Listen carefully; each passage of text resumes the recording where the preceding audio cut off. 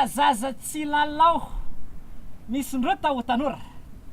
raha tanora tsy amokatra mipetrao zokiolona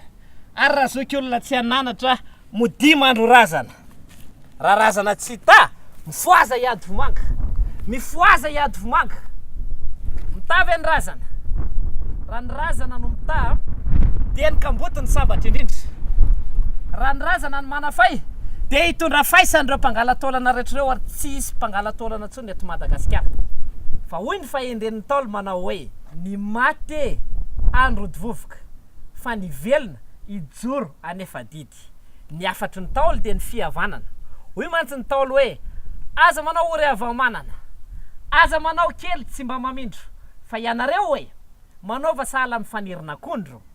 ka ny iva anotrina ny avo ary ny avo mba hahay tsinjo ny iva ampitaiko ty afatra ty satria satroko ianao ho malagasy vanina